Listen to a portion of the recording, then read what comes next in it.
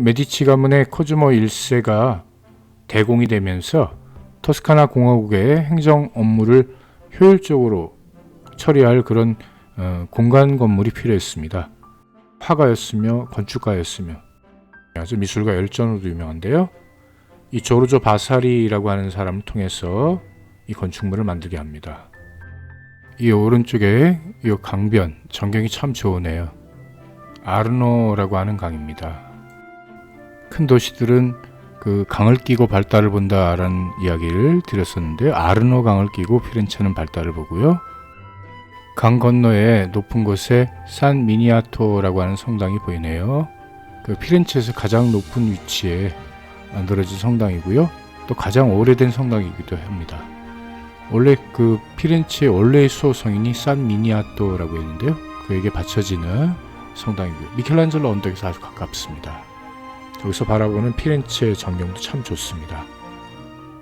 우피치를 안내하는 홍보물이나 안내물을 보게 되면은 꼭 나오는 사진이 왼쪽에 이렇게 보이는데요. 이 디귿자 모양으로 박물관을 위해서 만든 것이 아니고 이 피렌체의 공간 건물로 만들어졌어. 그래서 이태리 말로 우피치오, 영어로는 오피스라고 그러죠.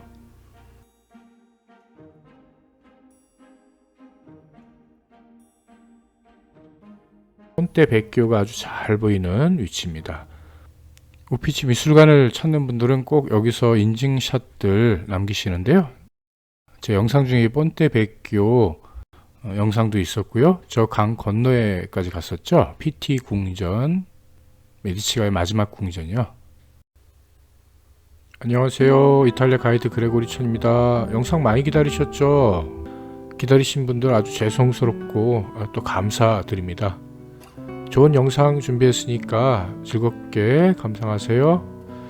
자, 오늘은 우피치의 그 최고의 작품 중에 또 하나인 보티첼리의 비너스의 탄생이라고 하는 작품부터 시작을 해서 동방박사의 경배라고 하는 그림 아주 인기가 많은데요. 이 작품도 소개해 드릴 거고요.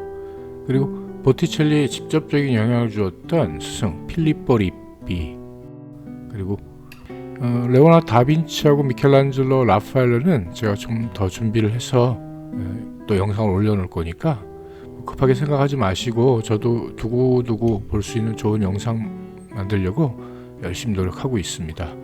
지난 시간엔 지오또 마사초 원근법의 시작이었다라고 이야기를 하죠. 브루넬레스키의 건축의 원근법을 마사초는 그림에 가져온 이 르네상스 그림의 회화의 아버지다라고 이야기합니다.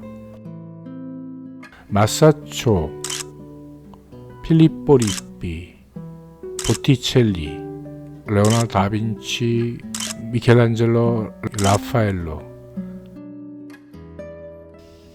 이 소개드린 천재들의 최고의 작품을 볼 수 있는 것이 바로 우피치 미술관입니다.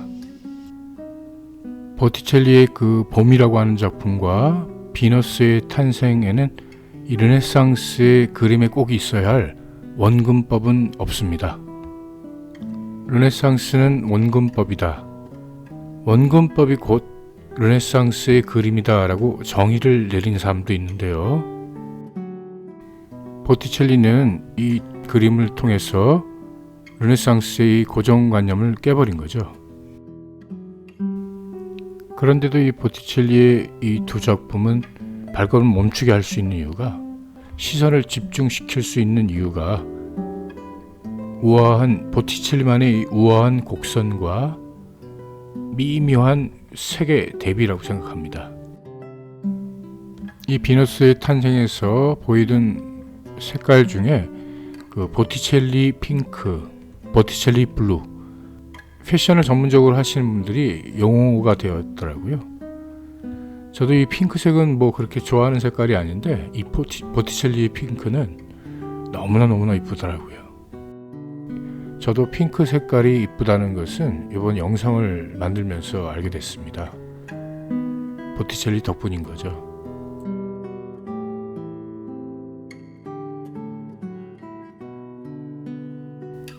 그리스 신화의 내용을 가지고 이 보티첼리는 나름대로 해석을 해서 이 그림 안에 신화의 내용을 담았는데요. 하늘의 신 우라노스와 대지의 여신 가이아가 부부 사이였대요. 얼마나 금슬이 좋았는지 사랑을 할 때마다 이 가이아는 이 우라노스의 아이를 갖고 10달을 품어서 낳아보니까 괴물들이 잇따라 태어나는 거예요, 자식으로. 근데 이 괴물 자식을 창피하게 생각했던 우라노스는 감춰버리고 없애버리고, 그런데도 계속 이렇게 사랑을 하자고, 아이를 갖자고, 이번엔 괜찮을 거라고. 결국은 엄마의 마음으로 이 아이들을 없애버리는 남편이 미워서 그 자식들 중에 크로노스라고 하는 자식과 모의를 해서 아버지를 거세를 하자고. 그래서 이 아버지 성기를 거세해서 이 바다에 던졌는데 거기에 거품이 생겨서 태어난 자식이 바로 이 아프로디테. 영어식의 표현으로는 비너스라고 그러고요. 로마식의 표현으로는 베누스, 베네레라고 이야기를 하죠. 큰 조개 껍질, 이 가라비 껍질은 비너스의 상징물 중에 하나이다 라고 이야기를 하는데요. 비너스가 이제 키프로스 섬에 막 도착을 하고 있는 장면을 포착해서 보티첼리가 이 그림의 이야기를 시작하고 있습니다. 이 비너스 왼쪽에서는 서풍의 신 제피루스가 이 바람을 일으켜 비너스가 안전하게 해안가에 도착할 수 있도록 돕고 있고요.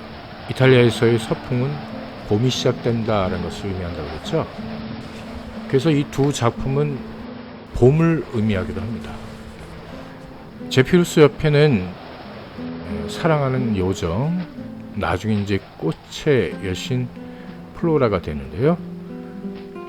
크로리스, 원래 이름은 이제 그 꽃의 여정 림프였죠. 크로리스가 가는 곳마다, 손이 닿는 곳마다 이 많은 것들이 이제 꽃들로 변하잖아요. 이 보티첼리는 이 그림을 볼 피렌체의 토스카나의 많은 사람들을 그림 앞에 조금이라도 더 세우기 위해서 실제로 이 지역에서 피는 200종이 넘는 봄의 야생화를 담았다고 합니다. 이 비너스의 아름다움을 강조하려는 이 오른쪽 편에 보시면 비너스가 해안가에 막 도착하는데 이 바로 이제 그 꽃무늬가 새겨져 있는 붉은색, 핑크색 망토를 씌우려고 이제 그 꽃의 요정 플로라가 기다리고 있죠. 보티첼리의 특유의 이 8등신을 넘어서 이제 9등신, 10등신의 이 보티첼리만 낼 수 있는 그런 아주 아름다운 선이 아닌가라는 생각이 듭니다. 이 많은 사람들이 이 비너스를 정숙하고 순결한 여신으로 표현한다라고 하는데요. 이 피렌체가 이제 고대의 도시 위에 만들어졌다고 그러고요. 로마의 이제 많은 이런 조각 작품들도 예술가들이 보고 돌아와서 남자 대부분 이제 조각물들이 고대에 만든 작품들은 남자들이 나체의 조각들이 많았는데 바로 이 비너스의 조각상을 보고 이 최소한 가릴 건 가렸잖아요. 오른손으로 이제 가슴도 가리고 왼쪽 손으로는 이제 그 더 중심이 되는 부분을 한 번도 자르지 않은 것 같은 아주 아름다운 긴 머리로 이제 중심을 더 가렸죠. 봄도 마찬가지지만 저렇게 뭐 완전히 보여준다면 지금 남자들은 다 저 같은 생각일 건데요. 그렇게 야하진 않죠. 차라리 이 발굴된 고대의 그리스 로마 조각상들을 보았기 때문에 여기까지는 그 당시 사람들은 이제 허용을 한 거죠. 그 당시에 이 그림을 그리기 전부터 이제 발굴된 그리스 로마 시대의 그런 조각들을 오랫동안 봐왔기 때문에 아프로디테가 발견되지 않았다면은 이 보티첼리도 저런 아름다운 선을 그려낼 수 없었을 겁니다. 종교화만 그리던 이런 그림들이, 성서의 내용만 잘 전달하던 그림들이 이런 그리스 신화의 내용을 가지고 처음 그림을 그렸다는 거죠. 거기에 의미를 부여할 수 있을 겁니다. 아름다운 선, 슬퍼하고 기뻐하고 괴로워하는 이런 사실적인 표현을 그릴 수 있었던 것은 그 뒤에서 든든한 후원을 했던 후원자들이 있었기에 가능했다고 봅니다. 15세기, 16세기 유럽에서 일어난 르네상스는 세상의 중심이 신이 아니라 인간이 중심이 되어야 한다는 문화혁신 운동으로 인간은 만물의 척도라는 고대 철학의 부흥을 가치로 피렌체에서 태어나서 유럽 전역으로 퍼져나갔던 것입니다. 피렌체의 르네상스 시기에는 역사의 전면에 이 상인 계급들이 등장을 하게 되는데, 피렌체의 귀족 가문과 비교될 수 있는 중인이었던 평민이었던 이 혈통적인 문제를 해결하기 위해서라도 이 아낌없이 예술가들을 후원하였고, 예술가들은 더 많은 기회를 또 얻을 수가 있었던 거죠. 천재는 태어나는 것이 아니고 만들어지는 것이다. 이 피렌체의 메디치 가문을 중심으로 이 수많은 상인들에 의해서 피렌체의 우피치 미술관의 15세기, 16세기 천재들을 작품을 볼 때, 천재도 중요하겠지만 거기에 든든한 후견인들이, 주문자들이, 이 작품을 주문한 사람들이 아주 중요한 의미를 부여할 수 있을 거고요. 지금에 이렇게 편하게 박물관에서 이렇게 정리된 작품들을 볼 수 있어서 좋은데요. 다 제 자리들이 있었다라는 거죠. 알레고리, 작품 안에 이 속뜻을 찾아보려면 이 작품이 어느 장소를 위해서 만들어진 것이고 그려진 것이고 이 돈을 댔던 상인들이 어떤 사람들이었는지가 상당히 중요합니다. 피렌체 이 미술관, 우피치 미술관이 좋은 것이 있다면 그 작품 옆에 아주 크게 작품의 명과 몇 년도에 만들었고 누가 만들었고 거기에 주문자는 누구였고 어느 장소에 있었다 라는 내용들을 기입하게 되는데요. 물론 보티첼리의 프리마베라, 봄이라고 하는 작품과 지금 보시고 있는 바로 이 비너스의 탄생, 이 작품은 메디치 가문이 주문을 했습니다. 피에르 프란체스코 디 메디치, 이 로렌초의 조카입니다. 이 사람이 결혼식을 기념하기 위해서 이 메디치 가문 주문했다라는 설이 가장 많은 사람들이 이야기하는 이야기고요. 또 어떤 역사학자는 로렌초 메디치에 의해서 주문되었다라는 이야기도 있고요. 이 헤르메스가 높게 지팡이를 들어서 구름을 이렇게 걷는 장면을 놓고 추운 겨울이 지나고 이 헤르메스에 의해서 메디치 가문의 로렌초에 의해서 따뜻한 봄이 왔다라는 것을 또 의미하는 내용도 볼 수가 있는데요.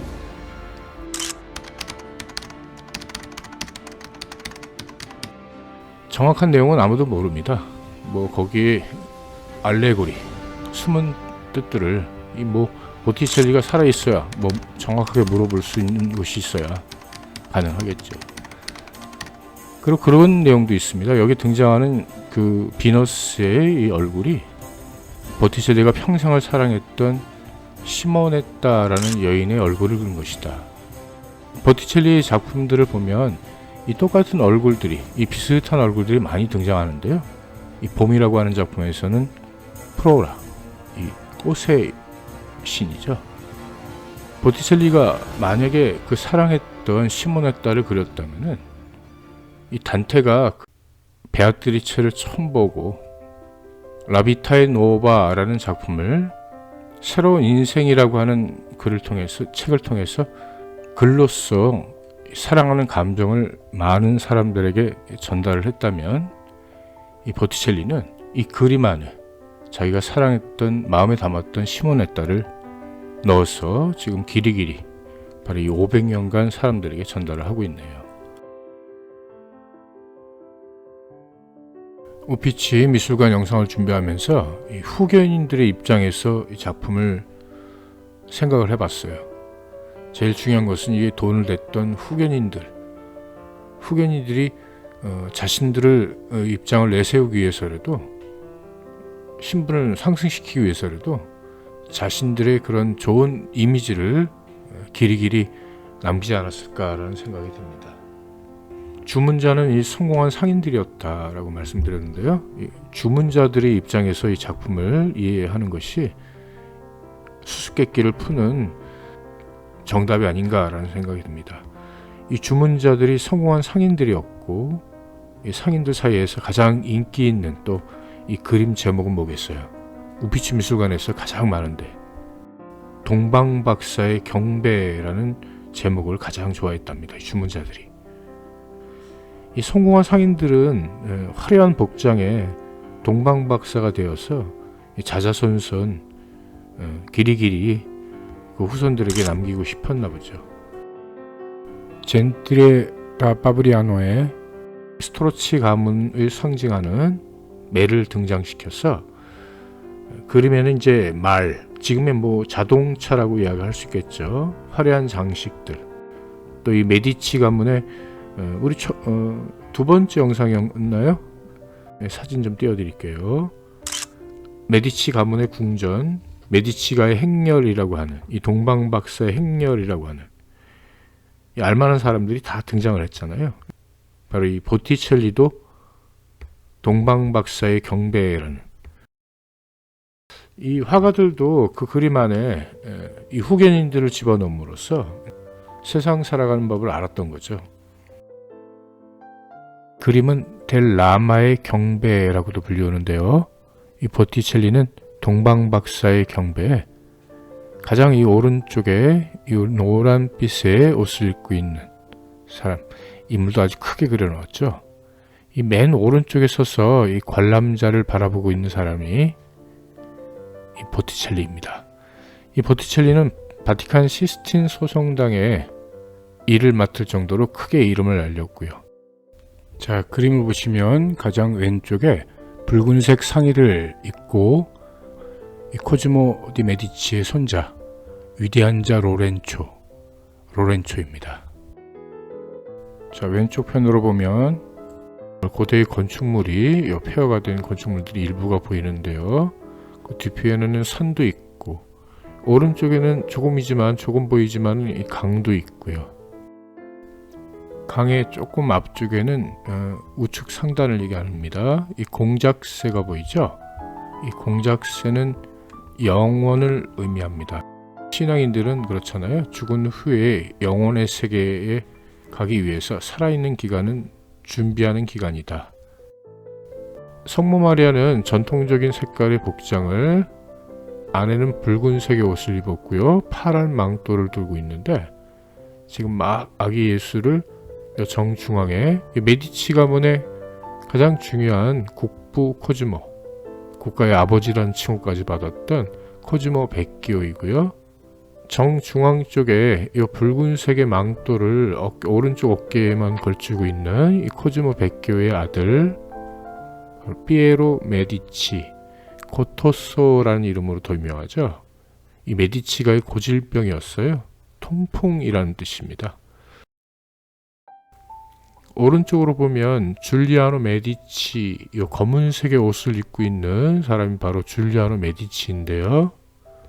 안타깝게 줄리아노는 25 젊은 나이에 이 두오모 성당에서 부활 미사를 볼 때 파치가의 음모로 살해를 당하게 되죠.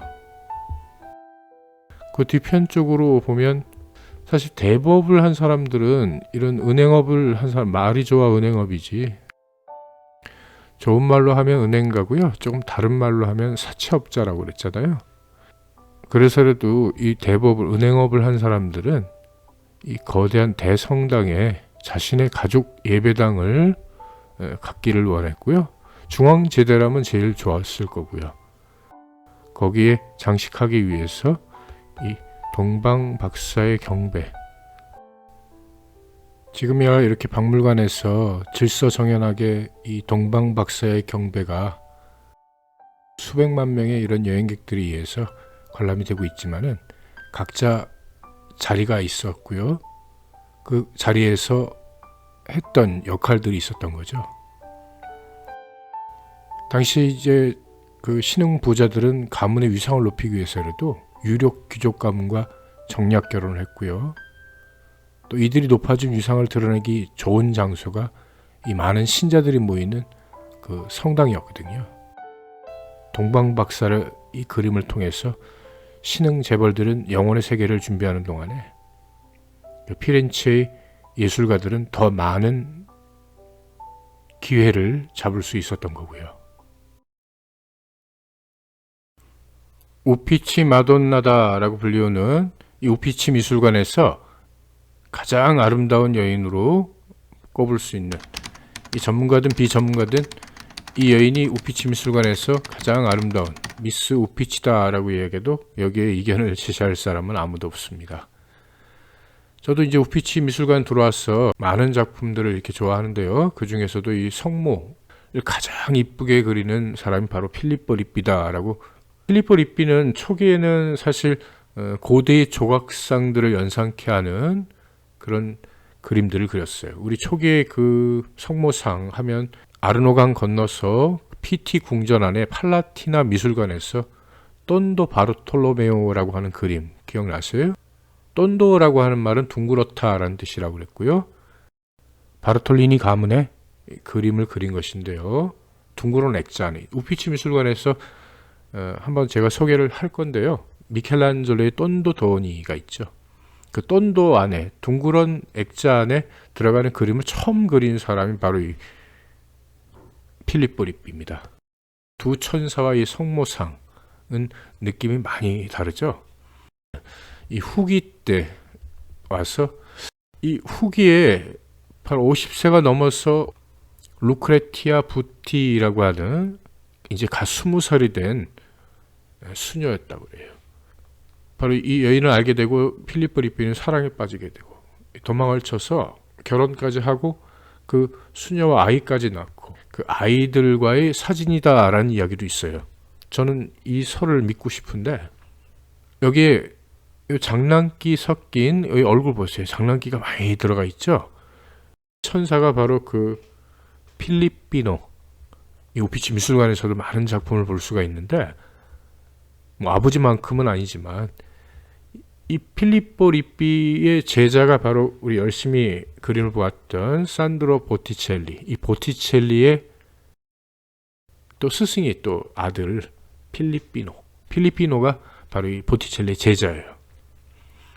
그래서 보티첼리, 필리피노 또 아버지 필리포 립비 이렇게 그림을 놓고 쭉 볼 때 비슷한 점들이 요거는 바로 요거 같구나라는 것들이 발견이 되는데 이 성모상들이 그리고 사실 보티첼리가 그린 그 사랑했던 시모네타라고 하는 여인, 그 여인도 이 성모상의 얼굴을 참 많이 닮은 여인들이 있어요.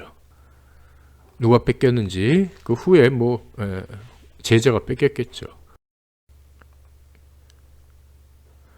이 마사초의 명암 배법은 이 작품에서는 사라지고요.